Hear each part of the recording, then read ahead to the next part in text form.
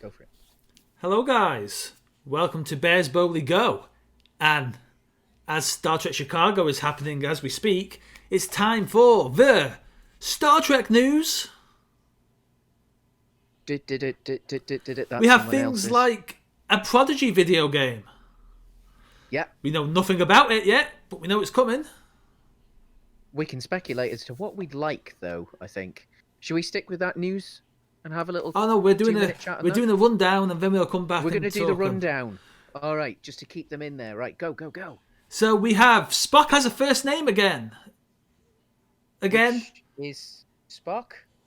No, it's Shintagai Spock. But didn't we discuss this the other day? We did. That How maybe I it's his think it's a surname? family name, yeah. Otherwise, that means because we now have a Saru. I always keep forgetting Spock's dad's name because they're similar names. Hmm. What's Spock's dad's Sarek. name? Sarek, yeah, Tarek. yeah. Because that would mean Yeah. Sarek is Sarek Spock if Spock is the family name, and Yeah. we have Cyborg Spock, and Spock is Spock Spock. Hmm. As much as I am fully here for a Spock Spock, Well, I mean, there can be there are occasions. Yeah. But again, we're interrupting Yes. your rundown of what's going to be on this show, James. and I've What's next? forgotten the rest of the news. Um, Because I'm not prepared at all. I don't have a list of news. lizards, Janeway lizards. Oh yeah, there is the showrunner of Lower Decks has said that he'd like to bring salamander babies back. Yeah, God, that's a Um, weird episode. it is. It's a weird but wonderful episode. It's more just about that. I just love that how when Chakotay finds him, he's all it's like, I'm not dealing with this. Just grab them, we'll leave the babies. They'll be fine. Yeah, we'll leave the babies that are, in theory, significantly further evolved than we are as human beings. I mean, are we talking season 2, right? Or is it even a season 1? It may. It's I Voyager think it season might be 2, I two. think. Yeah. It's Yeah. weird nonetheless. I am currently up to season 5 on my watch. We've just had the Very ethical nice. conundrum of whether it's okay to rewrite the Doctor because his programming is awry. Yes. It's the episode where he saves Harry Kim. He discovers that 18 months ago something weird happened and he can't remember it. And it's revealed that he saved Harry Kim, and the realization that he saved Harry Kim because Harry Kim's his friend more so than this other ensign who we've never seen before. Yeah. Yeah. And it's the conundrum of he's evolved as an entity to the point where he will make a decision like that. And can regret a decision like that. Yeah, And have but shame and. well, it's not. That is partially true, but it's the fact that he can make a decision like that, which his program isn't built to do. So, handle. Yeah, and yeah. it flies in the face of his root programming. So he gets caught in this loop, and obviously Janeway 18 months ago decided to rewrite him. Spoilers for a decades-old Voyager episode here, How dare we? but yeah, she rewrote him, and obviously it's coming back up, and we get a wonderful little Janeway 7 episode because 7 is siding with the Doctor in all of this and tells Janeway point blank, "You're wrong. You can't do this. Like you've just given up on him. You've created something and now it's inconvenient. You." And she asks, like, "When will you give up on me?" Yeah. Because it's worth pointing out they force sentience on the Doctor's hologram, arguably against his will to begin with. And she's Realistically, forced. because obviously they didn't have a doctor, so Yeah, they and had no so they choice, had- but um, leaving it on has meant he's developed. I mean, the problem with the Voyager Doctor is it holds up an entirely interesting set of ethicals about the holodecks in general. yeah. Well, I mean, there is a holodeck episode that's like that in Voyager. The town that realizes that they're Yes. not real. Obviously, you've got the Moriarty character in Yeah. TNG. You've got the character in Deep Space Nine as well. That feels like holograms are just kept just shy of sentience by being turned off often enough. I mean, I guess you've got Badgie in Lower Decks. You got Badgie in Lower Decks, yeah. And then I mean, they do address it later on as they get closer to finding a resolution for how they're going to come home. The Doctor actually becomes even more important as far as representing artificial intelligence. Well, I love how they including resolve versions of himself. I love how Janeway actually decides to resolve the issue after having her usual "I'm Janeway, what's an ethic?" Yes. She actually does find some. And I love the. I do love that as a starship captain. Like, Janeway does have this element of like, I've never met any ethics I won't go against. Oh yeah, I mean, she is morals. What are they? And obviously, we always come back to to Tuvix, but Tuvix. Tuvix, yeah, sorry. Yeah. Tuvix deserves to die then. No, he didn't. But back to the solution here. Yeah. That her deciding oh no, obviously we have forced this hologram to become sentient. We have to let him. I can't just rewrite him. Whatever's going on here, we have to let him work through it. And then basically Janeway just staying up for 16 hours straight with him. They're just in the holodeck chamber. And they're obviously the crew are doing watches just so the Doctor can process. I guess it's therapy in a way. Oh, I mean, it is, yeah. I mean, is this the same episode where he starts to beg to be reprogrammed himself, or is that a different one? There is a little bit of that in here. Yeah, because there is an episode. It might be. It's a recurring story, right. To be fair. Similar things crop up over different episodes. Where he gets there's certainly one where he experiences some level of emotion that's far, far, far too real. I think you might be remembering this one. There's certainly elements of that here. And it's just obviously, and then the episode ends with him realising Janeway's not well because she stayed up for 16 hours straight with him. And telling her to get some rest, and he's like, "Well, someone's got it." And he's like, "No, I'll be fine." And you can tell it's that moment of he's work.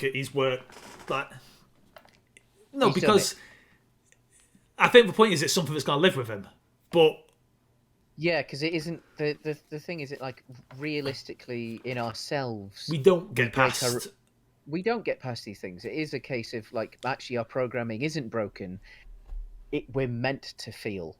Yeah, you learn, and we're meant to feel the bad as much as we're meant to feel the good. You have to learn to live with these things as a part of you, and I think that's what he has to develop in this episode.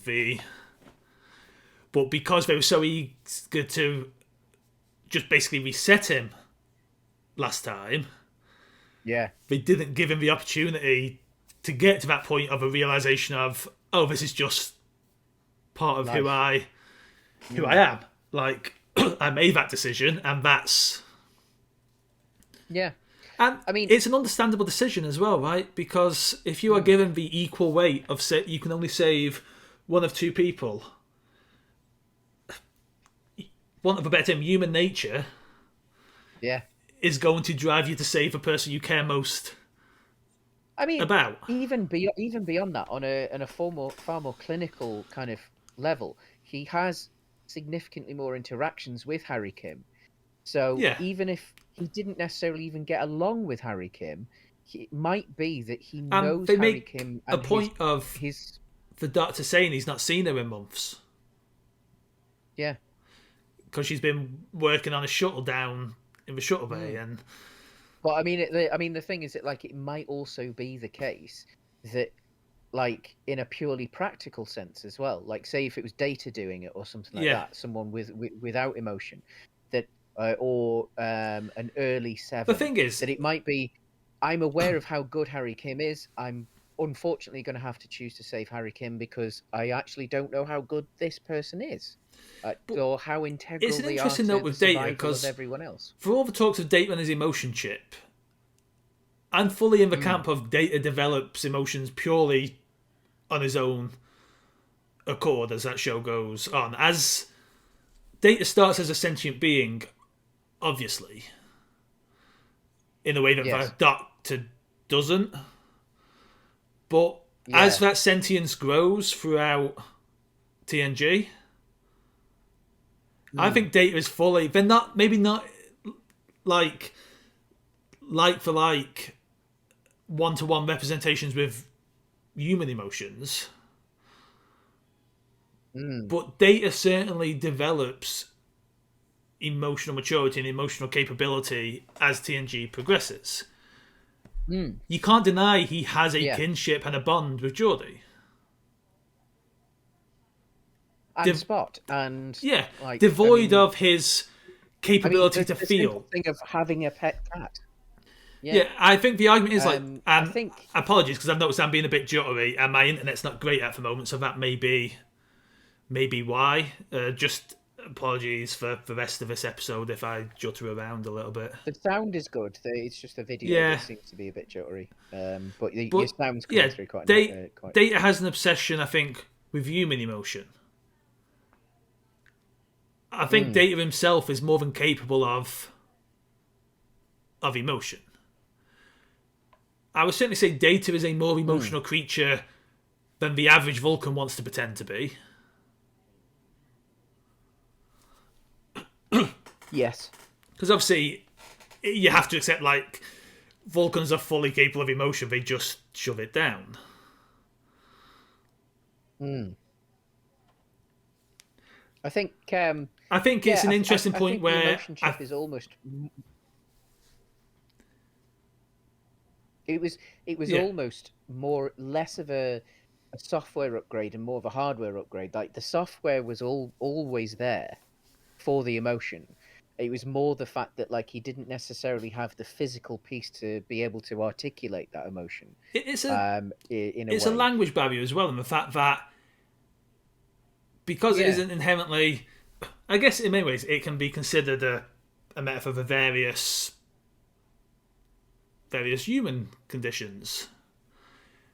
In the fact that we don't Yeah, I mean all the thing was that like, well, I mean in the 80s it would have been when studies into things like autism yeah, were becoming more and more like they were beginning to learn things a bit more. Um data so I feels he think. just doesn't have the language to describe that Mm, to or to translate that. Like, yeah. but the same way, like we both are fully capable of emotion as people, but how I feel is intrinsically different in potentially to how we don't have our own frame of references for Oh, these things. 100%, because we have different life experiences as Yeah, well. So, and I like, I think mean, with we've data, we've it's experienced different. yeah, and I think with data, it's that he has this I mean, obsession we've with experienced different. Sorry. he has this obsession with human. It's Pinocchio wanting to be a real boy without realizing he's a real boy all along, Well, yeah. I right? mean, the thing Like, is that is one of the core things of Star Trek, though. I mean, like almost every Star Trek has a real boy character, um, like Spock, obviously in TOS. You've got Data in TNG. You've got Odo in Deep Space Nine. yeah, You've got the Doctor it's and Seven it's in. what Spock's movie arc is, and Mm, in a way that his TV series arc isn't quite the same. But I think that what Discovery Season 2 adds wonderfully to as well is mm, Spock's movie arc is learning how to be comfortable with his human. Because obviously we start the motion picture with him trying to go through the ritual to completely purge himself. right? The Kolinar, I Yeah, believe. and I think he learns that's not right for him, right? And that the movie arc of Spock is becoming comfortable living in both of those worlds. Yes. That I'm maybe not as emotional as my best buds here, but I'm more emotional than my dad will ever want me to be. Yeah. And 100%. I'm happy with that because this is who I am. I think. Well, I mean, the thing is, like with Spock in particular, like, excuse me, um, obviously there's lots of alien races in Star Trek that Yeah. sort of at least half represent Earth cultures, and Vulcans are 100% one of the East Asian cultures. I think it floats. I think it's like different interpretations. And the thing is that like obviously tradition is certainly something that's very, very important with East Asian cultures and like, living up to the expectations of the father and what have you. And I see Spock's arc very much being like that traditional um y- the idea of emotion Yeah. almost is the Uh, embracing of chaos. It's It's breaking with tradition, it's breaking with the past. as on the nose as it is. I love Mm, Michael's parting words to him in Disco Season mm, 2. The whole, there are people in this galaxy who will reach for you, reach back bit. yeah, And like obviously leading into that core friendship with Kirk, Bones, and Spock. yeah. And I'm very excited to see where Strange New Worlds takes him and where we back to news, I guess, because that was a massive tangent about emotion in Star Trek. Yeah, I mean, this has quite easily become a train of thought. It has, Not that I'm yes. going to have an issue with that. We all love a bit of wagon But train. we've seen a lot of Back to Star Trek a news. lot of TV spots, kind of things for Strange New Worlds. Hmm. Each focused on a I've only seen character. a couple of them. I haven't. They're all very good. I'll be honest. I've not been very good. Mm. They all look very good. I can't. None. I've as much as I know they're very good. There's a little bit of me that's deliberately avoiding them because there's a certain like Yeah, just I have the excitement for yeah, Stranger New Worlds anyway. I almost don't need anything else. Like I and know I'm going to watch it. I know I'm going to enjoy it. So this is almost too much of a tease in a way. and Like, there's a I will watch them. I think probably we just have a before it multi-tiered airs. medical bay. We actually have a med bay that looks like Oh, it I can didn't see serve that. more than like 3 people at a time. Like, it looks like, oh yeah, this is probably Yes. what fundamentally the ship's hospital should look like. Yeah.